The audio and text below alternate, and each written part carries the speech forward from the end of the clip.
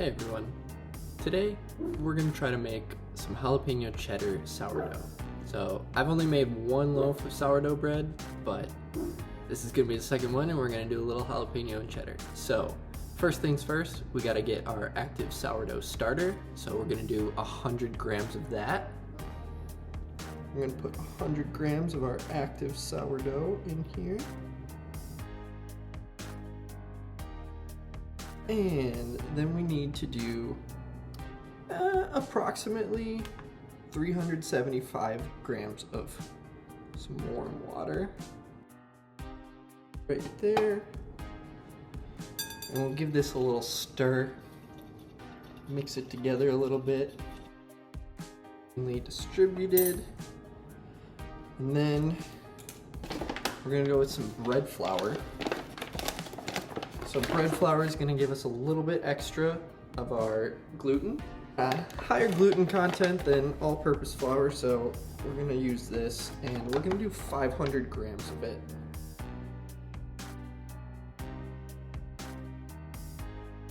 And then lastly, we're gonna add our salt. So for the salt, I would say roughly 10 grams of salt. And we'll get a whisk out, and we'll whisk this all together, start making our dough. So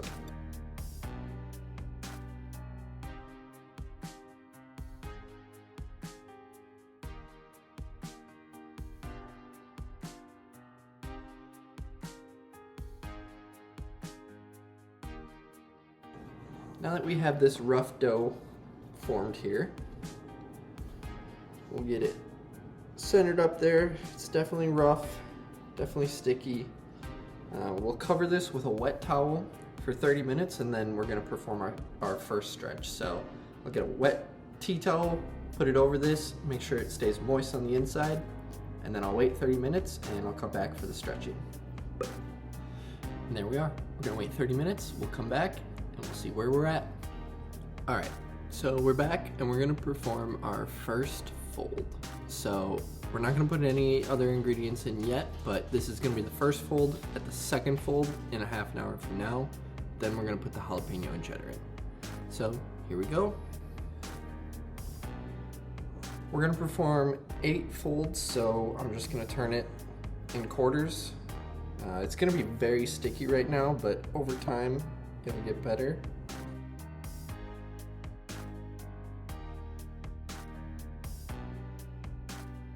So now that we got the first fold done, we're gonna cover it, let it sit for another 30 minutes, and then we'll come back and perform our second fold, and hopefully this stays together a little bit better.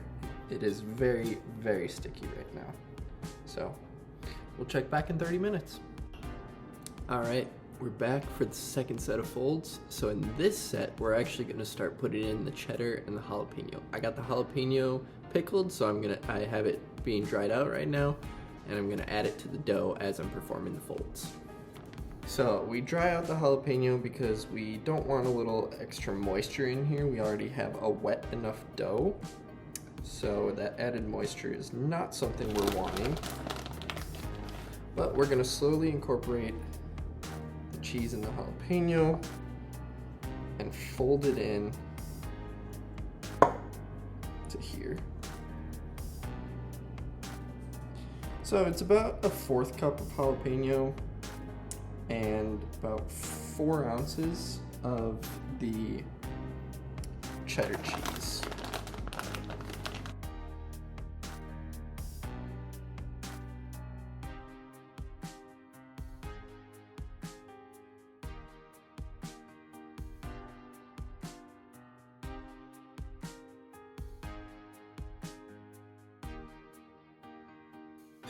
That's fold 2. Now we're gonna cover this again, let it continue to get more consistent how we want it, and then we got 2 more folds to perform, but we've so far added the jalapeno and the cheddar, and I'm just gonna do a little extra cheddar there. But that's what we got. So we'll cover this up, check back in 30 minutes. All right, third set of folds. nothing special here. We're just gonna check out the elasticity and yeah, get this done, move on to the next.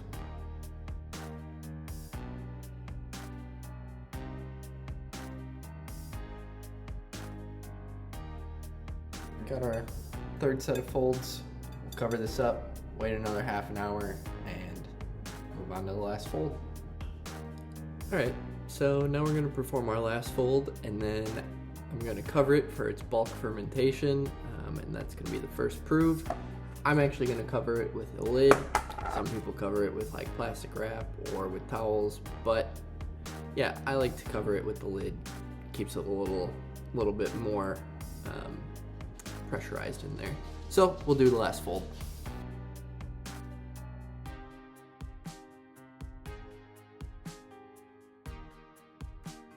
All right, so we'll cover this up. And what we're gonna do is we're gonna let this rise between 50% to 100% rise. So somewhere in there is good. You can kind of figure out on your own what you prefer.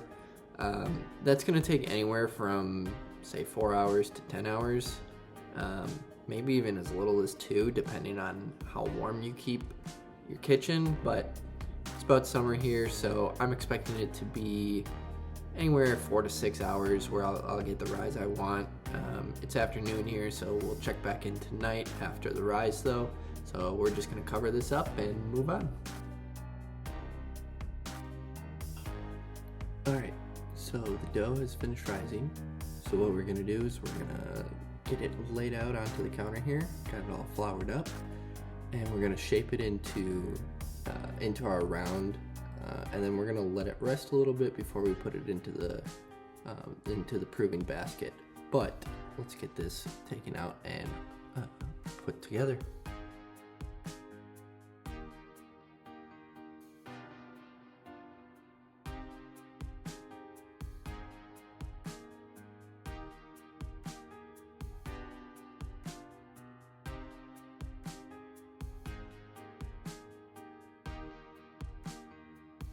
So now we're gonna leave this here for about 30 minutes, make sure it stays well, and we're gonna shape it up a little bit, put it into the proving basket.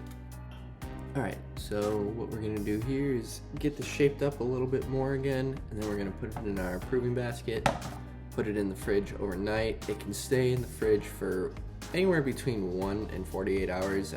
We're just gonna do it overnight, let that sourdough really get in there, start fermenting, be all nice, and then we'll take it out in the morning for our bake. But we'll get the proving basket all floured up, get the dough put in there, seam side up, and we should be good.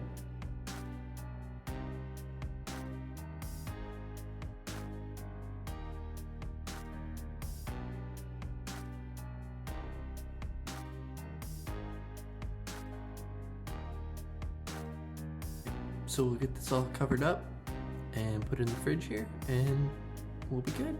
We'll check it back in the morning and get it all ready for baking. All right, it's morning.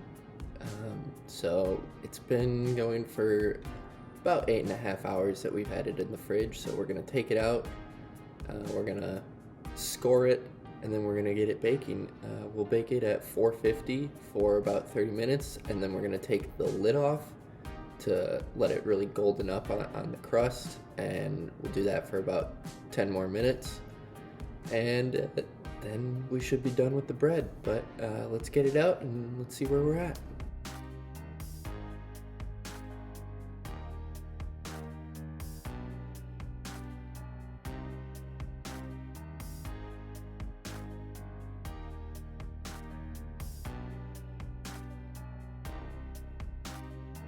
We're gonna get this in the oven, like I said, set it to 450 degrees, get the lid on, and we'll let it bake for about 30 minutes. Okay, we got that in there, so what I'm doing is a cold warm up of my oven, and I do that just, I like to do it for the sake of the baking oven that I use for bread, the bread baking ceramic. I just don't want that to break, and You can warm it up, you can preheat it, and then put the bread into the preheated one. That will cut down your time a little bit. So I'm starting my time from when the oven preheats, but you do want to warm up that ceramic to the point that you're going to be baking it at. Either way, if you're going to do it cold or if you're going to preheat with the ceramic, warm it up to that point so that you don't have any cracking. Also be sure that you know what temperature your ceramic can get to. But we're gonna let this go, like I said, 30 minutes from the point that it gets to 450 degrees in the oven, and then we'll take the lid off. All right, so we're at 30 minutes. We're gonna take the lid off and we're gonna set the oven lower to 400 degrees, put it in there for about 10 more minutes, and after that, we should be done with our bread. So let's get it out. Let's get the cover off and let's get it going. All right, so there we have it, out of the oven. We're gonna let it cool down, but look at that. Jalapeno cheddar. Looks pretty good.